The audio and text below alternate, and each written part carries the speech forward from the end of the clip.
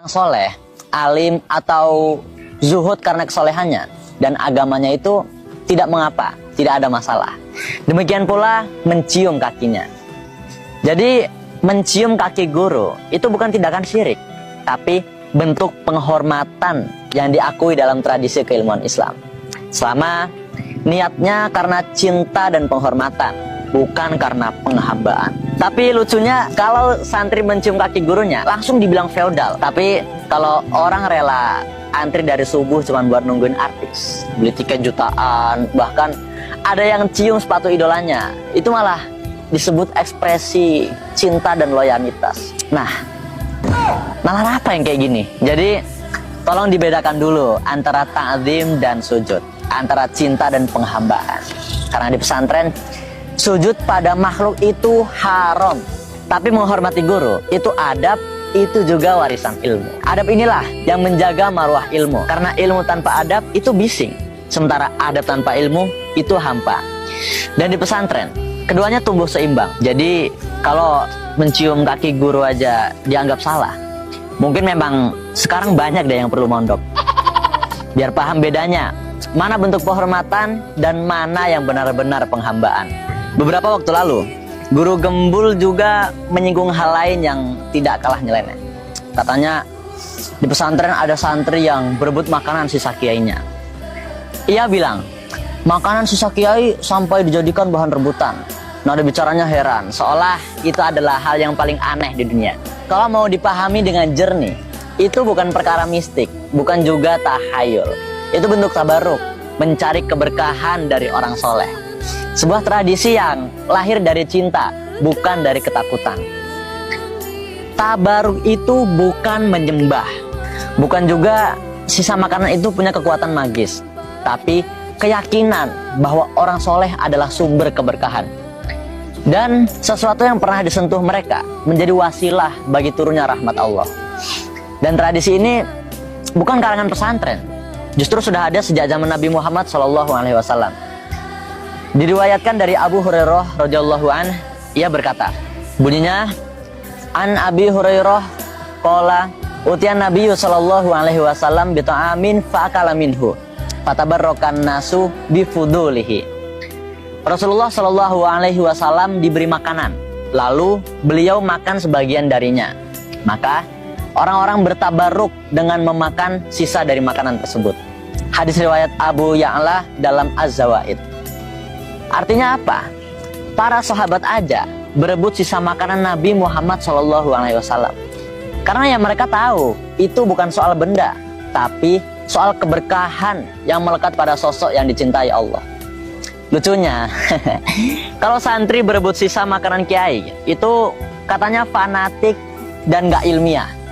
Tapi kalau orang di luar sana rela antri beli barang bekas artis, bahkan sampai pakaian dalamnya, itu dibilang keren, loyal, bahkan fans sejati. Wede.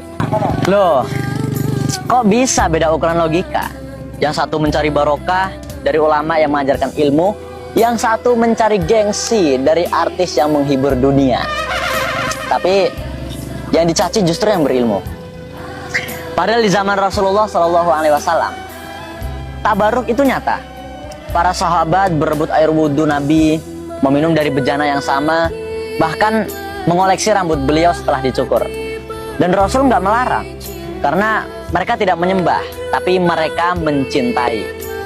Jadi kalau santri berebut makanan sisa kiai, itu bukan ritual aneh, tapi cara mereka menunjukkan cinta dan rasa hormat. Cinta yang berangkat dari ilmu, bukan dari fanatisme buta. Karena kalau orang rela beli barang bekas artis demi sensasi, maka biarlah santri berebut sisa makanan gurunya demi sebuah barokah. Yang satu mencari kesenangan sesaat, yang satu mencari keberkahan yang langgeng abadi. Bentar guys, adzan, kita break sholat maghrib dulu.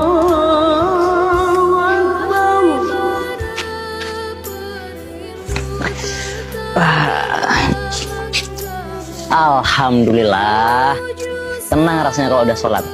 Oh ya, nyampe mana tadi guys? Nah, ini Guru Gembul juga pernah bilang, di pesantren Ustadz itu kayak raja, bahkan dianggap dewa. Karena semua perkataannya dianggap sakral dan gak boleh dibantah. Nah, ini menarik nih, sekaligus ya agak sedikit ngaco. Jadi pesantren itu jumlah umatnya banyak. Nah, umatnya banyak, Pak, saya minta umatnya nanti ini karena pesantren karena ustadznya itu jadi seperti raja bahkan dewa, apapun yang dia katakan itu dianggap suci, sakral, tidak boleh dibantah, maka nanti coblos ini ya semuanya ngikut itu. Nah, nanti dapat. Terus, oh iya makasih Pak Ustadz, nanti ininya pesantrennya diperbesar. Jadi akhirnya dikasih dana besar. Kalau benar beliau pernah mondok, harusnya paham. Di pesantren itu guru dihormati, bukan disembah. Kalimat gak boleh dibantah itu bukan berarti suci dari kritik, tapi bentuk adab terhadap ilmu. Dalam Ihya Ulumuddin karya Imam Al-Ghazali dijelaskan dengan sangat indah. Bunyinya, wal ya'taqidil muta'allimu anna najatahu wa sa'adatahu fid dunya wal akhirah mutawaqqifatun ala syaikhihi falyu'azzimhu ta'ziman balighon wal yasduq fi khidmatihi wa ta'atihi ma lam ya'murhu bima'siyatillahi ta'ala fa innahu la ta'ah li makhluqin fi ma'siyatil khaliq. Artinya, hendaklah murid meyakini bahwa keselamatan dan kebahagiaannya di dunia dan akhirat itu bergantung pada gurunya. Karena itu, ia harus sangat memuliakan gurunya dan jujur dalam melayani serta menaatinya. Selama gurunya tidak memerintahkan dalam hal maksiat kepada Allah. Sebab tidak ada ketaatan kepada makhluk dalam bermaksiat kepada Sang Pencipta. Artinya, hormat iya, tapi taat buta itu tidak. Santri diajarkan adab dan logika sekaligus. Kalau perintahnya menyalahi syariat, maka tak ada kewajiban untuk taat.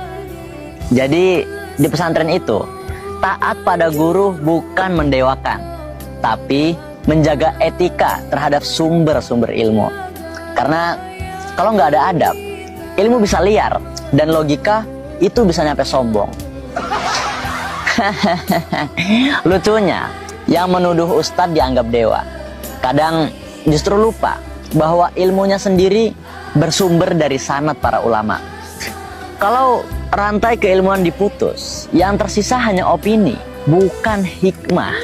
Dan mungkin guru gembul ini bukan nggak tahu, tapi saking banyaknya wawasan yang beliau kuasai, sampai lupa sama ilmu dasar pesantren. Mungkin perlu daftar mondok lagi kayaknya, biar ilmunya makin lengkap. Kalau perlu bisa tuh nyari bea santri, siapa tahu masih ada kuota gak tuh.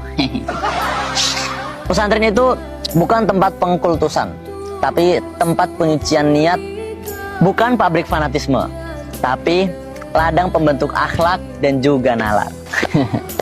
Jadi dari semua pembahasan ini, kita belajar satu hal yang sederhana, bahwa yang lahir dari pesantren itu bukan cuma pengetahuan, tapi kebijaksanaan. Bukan sekedar logika, tapi juga adab. Orang tua itu dihormati karena mereka menjaga anaknya dari api dunia. Tapi guru, kiai, mereka menjaga dari api neraka. Masa iya yang menjaga dari api neraka malah nggak boleh dihormati? Lucu juga kan kalau logikanya cuma berhenti di dunia, tapi buta sama arah akhirat. Dokter menyembuhkan penyakit jasmani dan tarifnya mahal, kadang jutaan bahkan sampai miliaran. Padahal penyakit jasmani itu kalau udah parah selesai di liang lahat. Tapi kiai, guru, mereka menyembuhkan penyakit batin, sombong, ujub, iri, ria, cinta dunia, dan keras kepala pada kebenaran. Nah, kalau penyakit ini dibiarkan, bukan cuma badan yang rusak, tapi hati juga busuk. Sekarang coba jujur deh, pernah nggak dengar orang disiksa kubur karena kanker? Nggak pernah kan?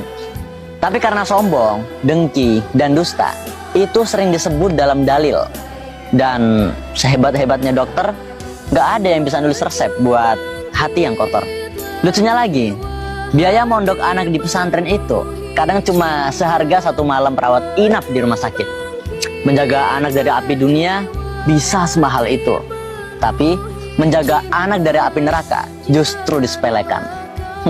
Logika macam apa yang kayak gini? Makanya kalau pesantren masih dijadikan bahan olok-olok, mungkin ya memang banyak yang belum paham. Di balik kesederhanaan pesantren ada jasa besar yang tak terhitung nilainya. Karena mereka menjaga akal, hati, dan iman dari sakit yang tidak bisa diobati dunia. Dan untuk guru gembul, ada satu kalimat nih yang semoga diingat sampai kapanpun. Menalar dulu, menular kemudian. Terima kasih sudah menonton dan menalar bersama kami. Sampai jumpa di episode selanjutnya di Nalar Santri Amsilati. Santri menalar, dunia mendengar. Wassalamualaikum warahmatullahi wabarakatuh.